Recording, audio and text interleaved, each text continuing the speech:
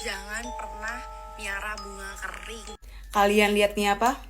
Bunga kering. Ini bunga kering udah di kamar gue kayak sekitar setahunan dari Oktober tahun lalu. Tadinya gue tuh taruh di sini ya, say, di ujung kamar. Ini ada bekas-bekas bunga keringnya juga kan, belum gue bersihin. Gue tuh suka sama bunga kering karena wanginya enak, terus kayak cakep aja gitu dipakai buat pajangan kan. Sampailah suatu kejadian terjadi. Jadi seminggu kemarin ini gue lagi sering banget ngerekam podcast. Jadi gue punya podcast sama temen gue yang dia memang punya kemampuan supranatural ya. Dia bisa melihat, dia bisa prekognisi, dia bisa retrokognisi, dia bisa melihat sesuatu yang kita tidak bisa lihat. Kita itu maksudnya kayak orang-orang kayak gue, manusia biasa. Kita rekaman podcast ini via telepon. Jadi nanti gue record diri gue, dia record diri dia, nanti yang edit semuanya gue. Nah, biasanya abis kita rekaman podcast, kita tuh ada sesi telepon-telepon dulu, ngobrol-ngobrol dulu. Waktu itu abis episode yang kedua kalau nggak salah, terus gue nyalain video call gue. Kita ngobrol lah, waktu itu gue mau ceritain tentang kisah horor yang lain. Tapi ada peragaannya, makanya kenapa gue nyalain video call gue. Kata temen gue, di daerah sini nih, bagian sini,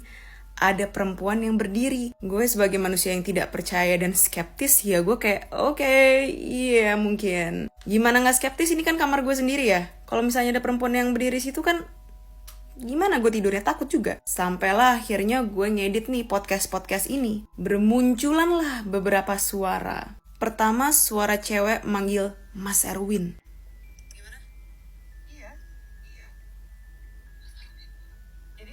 Perempuan bisik-bisik, Mas Erwin. Mas Erwin siapa? Gue gak kenal Mas Erwin. Temen gue gak kenal ada yang namanya Mas Erwin. Yang kedua, ada suara cewek gerem waktu lagi rekaman.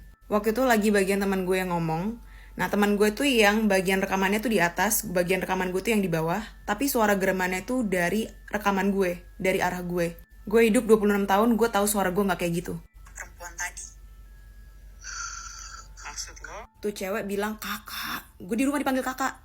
Ya udahlah, lama-lama akhirnya gue jiper juga dong. Kalau misalnya nyimpen bunga kering akhirnya banyak kejadian-kejadian. Ya udah, akhirnya bunganya gue taruh kamar adik gue aja.